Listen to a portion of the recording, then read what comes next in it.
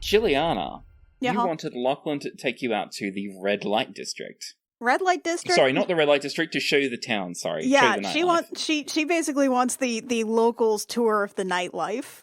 Okay. In that case, we're in the middle ward right now, which means all we need to do is head a little south to Harris Folly to the tavern district. A whole district for taverns. Yes, there is a whole district for taverns.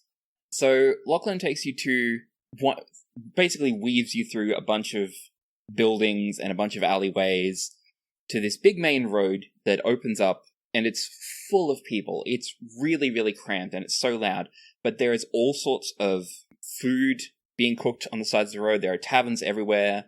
There are people out on the street calling people to come into their tavern and taste the drinks and see the dancers and play cards and stuff. It is intense. Juliana has immediate regrets. Lachlan sees her cringy bit and offers his arm for her to hold onto again. Death grip.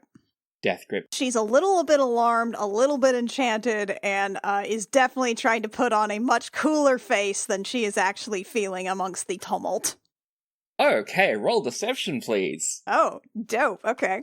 Deception. With my -1 charisma. Ha! That is a 6! A 6, very nice. So, how does Jill express being very, very shit at pretending to be cool? It's a rictus grin. She's like, ha! Wow, this is so exciting! It's so cool here.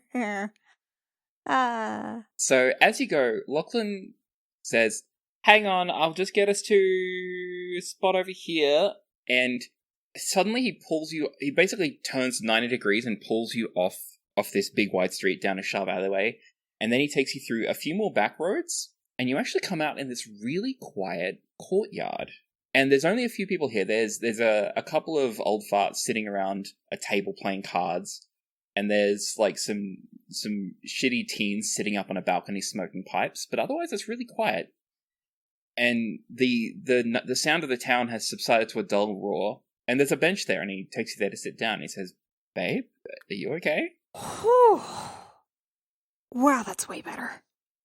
Oh, sorry. Big crowds. Little overwhelming there. Whew. No, I get it. It was like that my first few years here too. Yeah, I can imagine. Yeah, sorry about that. No, I'm sorry. Sorry, I'm kind of a drag. I don't think so. I mean, I can show you other places in the town. I was going to say, I can show you my world. Shining, shimmering, splendid. I mean, no. Look, I wanted to see what you did here. I mean, you lived here a while. Yeah, I did, but I was mostly either shut up in my apartment or tailing people around places like this, so I got pretty good at navigating. That's not the common experience. Like, Shasta would probably find this place a little overwhelming too. At least at night. Alvora, not so much, the bitch. I mean, sorry. I shouldn't call her that. Jill grins. No, please. No, please. I would love to hear about this ex, actually. Is that weird? Not weird per se. I just wasn't expecting to be... I haven't thought about her in ages. I wasn't expecting to think about her now. Yeah? I tailed her for a job. She figured me out. Uh-huh. We slept together a few times. It was... Alvora was my first big break in professionalism, okay? She was part of why my rep as a PI started to go down. Was she like a... Wait. I've read about one of these. Is she like a femme fatale? No, you just don't sleep with your marks, you know? I guess? It's bad for business.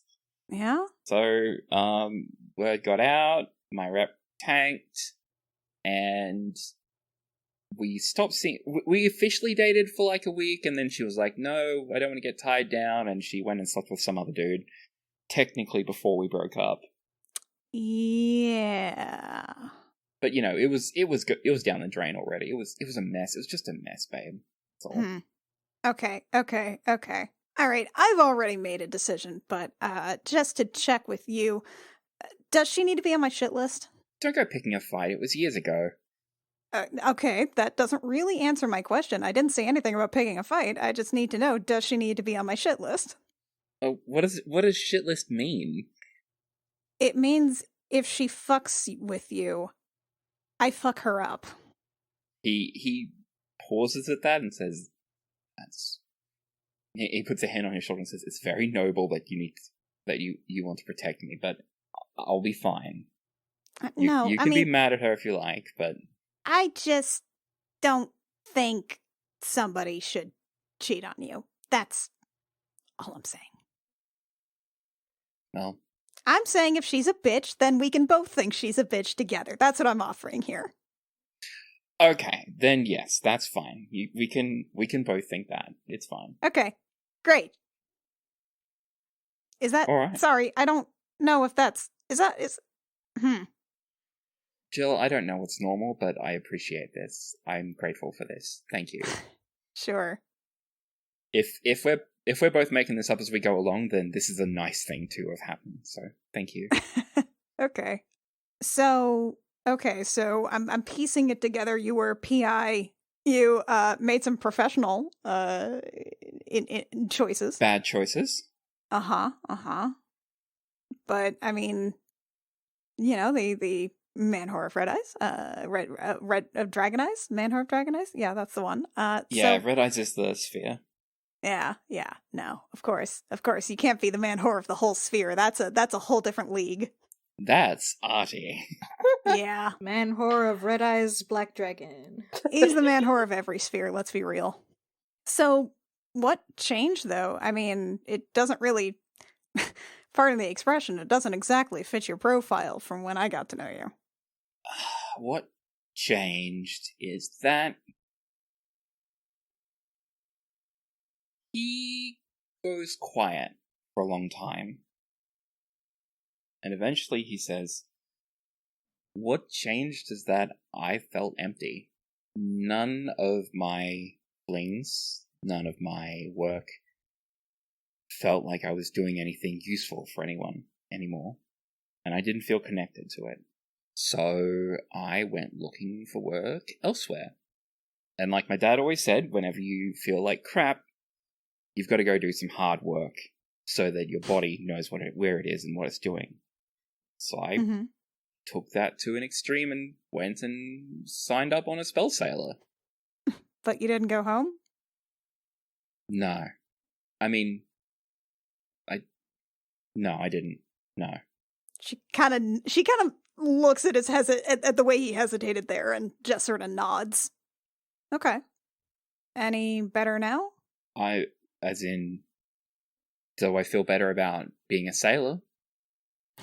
No, I mean, does it feel any different now than when you said you felt empty? Oh, does my work feel that way? I don't know. Does anything feel that way? I'm asking, are you any happier? Oh. Yeah. No, yeah, I love sailing. I didn't expect to become a pilot, but I love piloting. There are very few things I love more than piloting. And I have a great crew. I have a great ship. I have an amazing girlfriend. I've even got, like, a mission that we're doing something which will actually help people and has measurable results helping people. So that's pretty great. I'm grateful for that. Yeah. She kind of gestures around. Do you miss it at all? Oh, I think about it with rose-tinted glasses, but once you get back, you forget how loud it is and how bad it smells. It does. I have been trying not to say something. It does kind of reek around here. I'm sorry. Oh, you're allowed to say it reeks. It's fine. It's 100% true. Okay, well, I've caught my breath if you want to go back out into the throng. How about... Hmm? How about I take you down some back streets, we'll go home the quiet way, and we can stop in at a food place on the way through. This is a coastal town. We have fish here. Oh, I really go for some fresh seafood. Yeah, if we head north? No, if we head southeast from here, we'll end up in Underlook. We can find some fish for you there. That sounds fantastic. Quick question, though, bud. Yeah? Do you want to go back to the ship tonight, or...? He freezes for a moment, grins, and says, well, we are going to the inn district. She grins back and takes his hand and is like, that sounds perfect. Fade to black? Yeah. Excellent. Pan to the moon, because we're outside, so it can pan up to the moon. Nice. Excellent. Just so you know, Yeah? when he said, and I just felt empty inside, my immediate thought was, and that's why you use more dildos, bro. Yep. That's why Jill bought a strap-on. I'm sorry, what? Anyway. So, come morning, we'd need to meet everyone back at the ship. I feel like you guys have pretty much got like a general understanding. If you stay out the night, you come back to the ship in the morning and like to check in or something. Yeah, Sure. Yep. that makes sense. You will return to the ship. I imagine Jill and Lachlan are holding hands. I imagine Artie is limping. Wynn's already there. Imagine Wynn's fine. Wynn's she's bright-eyed got- and bushy-tailed. She's got 50 fucking new smart books. And a new pack of holding on her hip. Right, yeah. Oh yeah, you hit the shops early. Yeah. Artie's like, guys, I think I pulled something when I was stealing a guitar. Oh, nice. You stole a guitar? A lute, please. Artie, I've got a gift for you, but it's not going to be ready for a month. Oh, I'll forget, so surprise for me. Also, I got a gift for all of us. We got 50 new smut books. Oh, hell yeah. 50? Mm-hmm. And you see a bit of movement out the corner of your eye. I imagine if you're all sitting in the wardroom, there's a bit of movement, and then there's just Veli poking their head out of their room door, looking down the hallway, and you see a very strange grin come over the plant person's face, and then they pull their head back into their room. I have to imagine there is a flurry of movement at the bookshelves as Dewey is organizing all of the new books. Oh, it's like It's like Christmas looking at for Dewey. just a one-man factory, just organizing all the books. It's great. Okay. You know, Rio, are you still capable of doing the Dewey voice at all? I mean, always. And this one's for periodicals, and this one's about the shelf's gonna be for werewolves, and this one has both vampires and a weird octopus person. God. There's like, there's kind of a whirring as all of his little gears are just running very, very quickly. He's thinking very hard. They're just zooming all over the room, all over the bookshelves. Where am I going to put the historicals? If you're in the boardroom now, Bondar will actually come in and says, wonderful, you're all here. Everyone, I need to have a quick crew meeting. Uh-oh. Is this an ominous crew meeting? Arturos, whose guitar did you steal? Oh shit. I don't know. Bondar, are we in trouble? The captain looks and says, you stole Oh no, this something? is the, oh goddess, it's the reviews. They're actually happening now. Can you all I shut got up a and let me bad speak? grade at cleric. normal, possible, etc. Captain says, no! I just want to ask you where we're going next. Oh, okay. Oh. Right. You should start with that, Captain, frankly. From behind her, Kara pushes past, and she's looking a lot better now. She's got a bit of a limp, but she's moving okay. And she spreads some charts over the wardroom table and says, "Yeah, I just want to know where I'm taking us next. That's all. Where are we going? What are we doing?" Right. And Bonner's like, "Yeah, y'all are all going to see Max again. Now, last I remember, y'all had a time with him." So what's happening now? What's the situation? Fill me in here. Okay. I've got some notes. Babe, can I borrow your clipboard? Vulcan's like, "Oh yeah, sure." He reaches into his little satchel and pulls out his clipboard, hands it over. It's got a pencil tied to it on a string. Okay. Let me just get some notes out. Okay. All right. I did make a handout for the party. But I've got it open. okay. Annie, I love you so fucking much. So I guess we need to review from the top then, right? Just let me know what's going on so I can support your mission here, because we're here to get an ally, right, for your fight against the cult? Great question. Okay. All right, let's just start from the top here. All right, timeline. As we already know, Lynn, you'll forgive me for doing that. 8 months ago, when Alviva and I left Easheim, joined the crew of the Kestrel. 6 months ago, 2 months later, we took a job from High Captain Ridian Blackjammer to steal a cutlass from a world in Kofu space. In aiding us, Blackjammer sent along Arturos here. Or maybe ditched Arturos. Either way, he's ours now. We handled him. The mother won't take him back. And he also sent along Max, smug, hot piece of shit Vodoni swashbuckler, who is also secretly the crown prince of the Vodoni Commonwealth, which is a former empire that spans 12 different spheres, though maybe that's less now. I'm not really clear on that point. And my best friend. Kara says, it's just one sphere now. The 12 spheres thing is ancient history. Great, just the one sphere. And also, he's Arturos' best friend. While we were stealing the cutlass, we ran afoul of a group of lycanthropic Vodoni troopers. One of them, who Max later ID'd as a member of the Royal Guard, saw Max and ordered his troops to kill Max, and he was like, that's weird. So he decided to amscray back to the Commonwealth to check in on his family, because it sounded like there's a coup going on.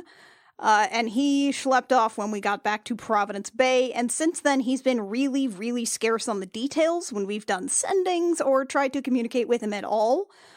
So everything else is intel that we have gathered ourselves. So what do we got, folks?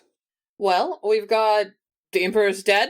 Rumors claim that the eldest son, that is Max, went back and killed him. Right. Imperial City is a powder keg waiting to go off.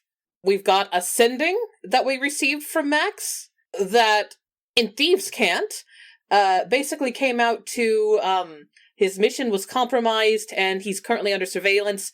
And then a later one implied that he was no longer under surveillance but actually captive. And he wants us to meet him at Casso, which Kara knows. Caro, I think? Caro? Yes. Caro. Karo.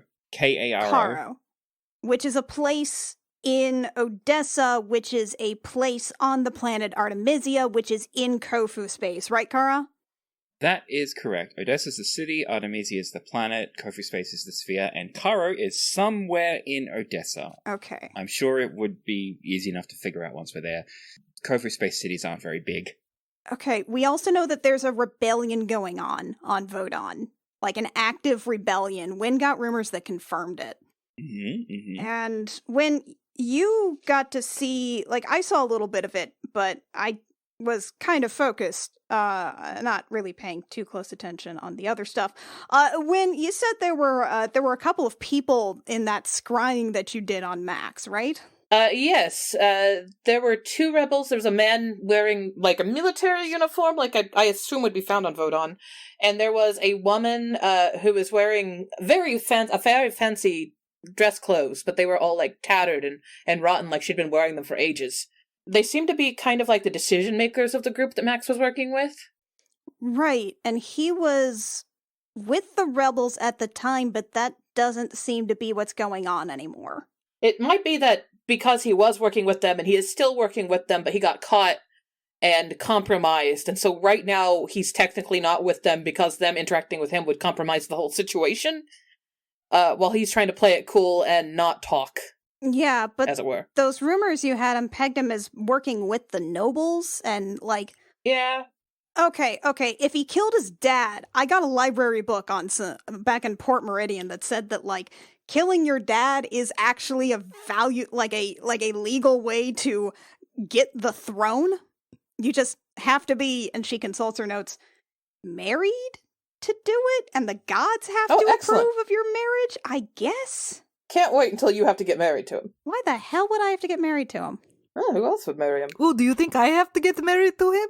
You and Artie could both marry him. I don't think that's how that works, and I don't really have any interest in that, thanks. I know how stories go. Okay, still, again, this is real life.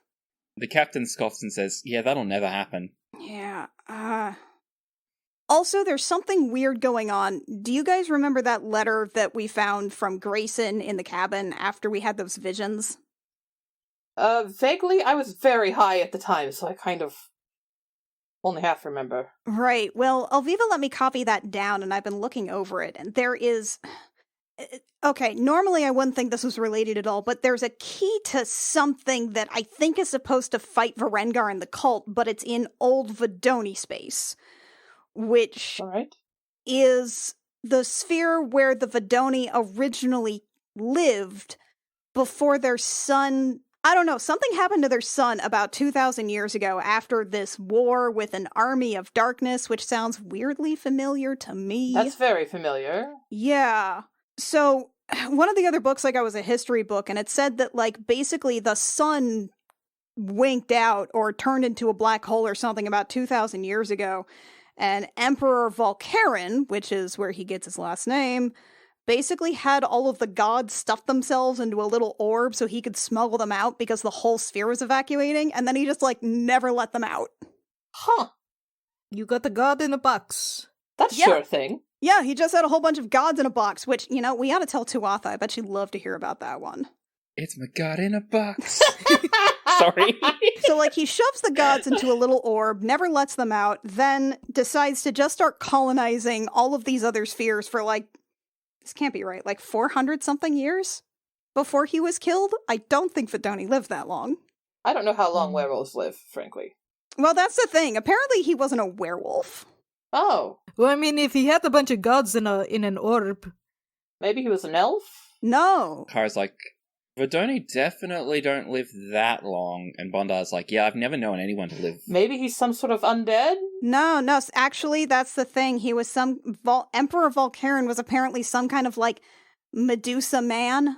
Okay. And then, like, they decided that was real bad, so I think all the male Medusae are, like, hunted to extinction now, so that's cool. Yeah. I don't know, there was some kind of, like, thing with some adventurers and a big, massive intersphere effort to do a war or something. It sounds like somebody else's story, frankly. All right.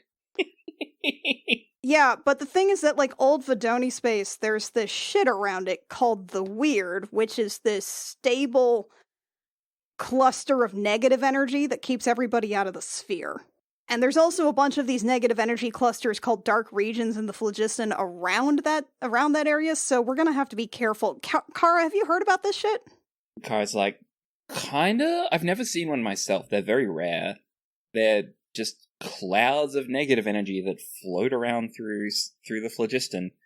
And if you run into them, it's not good for you. It's very, very bad. But I've never seen one. They're super rare. Well, apparently there's, like, a mega version of it around, like, old Vodoni space, or Vodoni, yeah.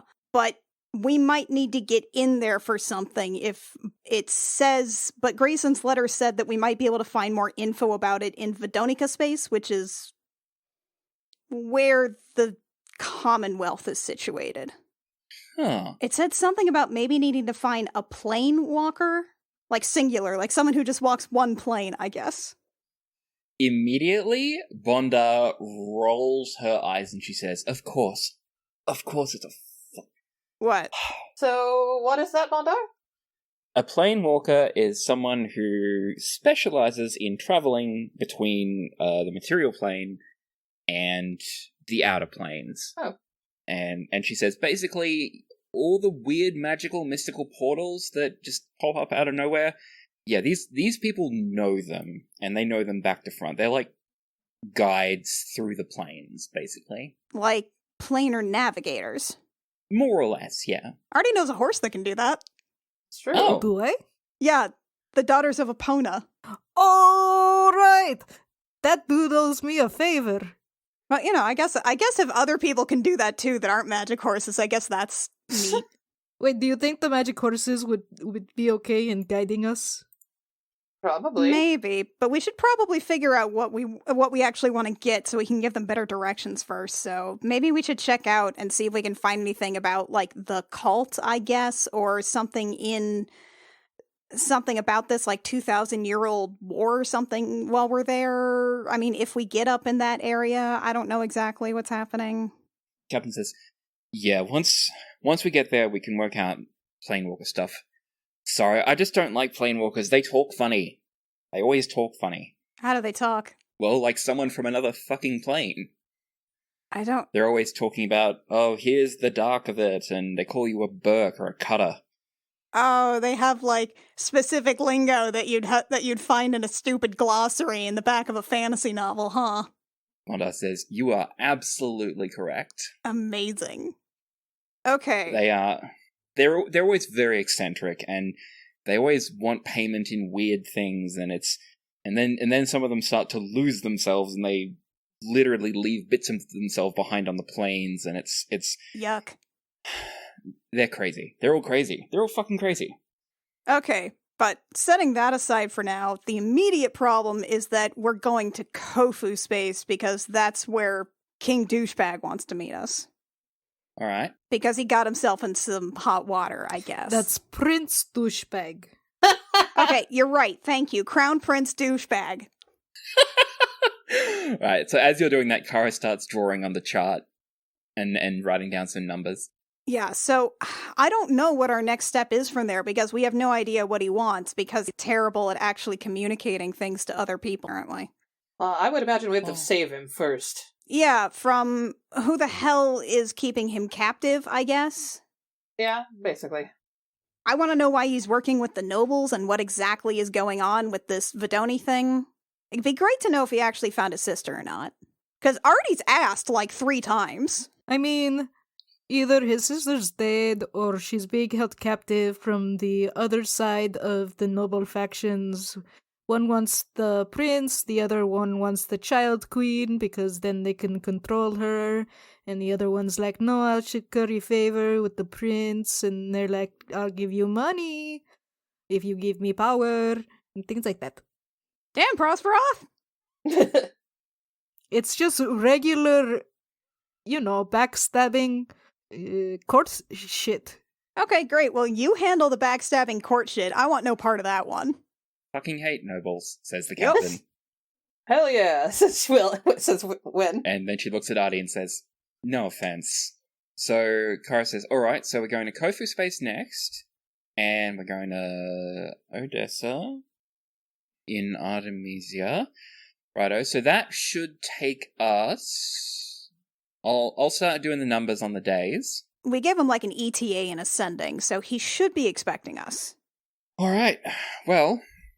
Kara says, Captain, that's good. And Bonda says, wonderful. Lachlan, how long before resupply is done? And Lachlan says, I gotta run around this morning. After that, we should be able to go by lunchtime. And the captain says, great. Anything else we need to know? Not that I know of. I might punch Max in the face. And the captain says, I'm sure that precisely 0 people in this room will stop you. Yeah, Artie, did you want to get in on that first? Or...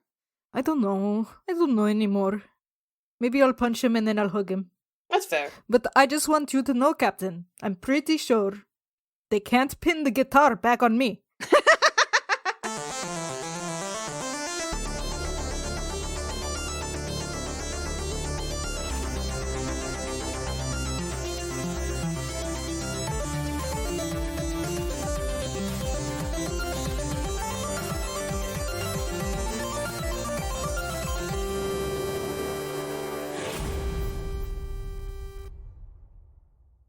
Gem Jammer is performed by Annie Creighton, Anna Emmeline, Rio Rios, and Mackenzie Weaver, and is edited by Jake Mason. Our cover art is by Canary Witch, who can be found at canarywitch.carrd.co, and our character design is by Rio Rios, who can be found at rios.com. Our opening and closing music is by Saad Akhtar Ali. For bonus content, such as Jilliana's private diary, behind-the-scenes homebrew stuff, and other features from our other shows, I Will Fight You and Date Me Dammit, our Patreon has it all from only $1 a month at patreon.com/thegemjam.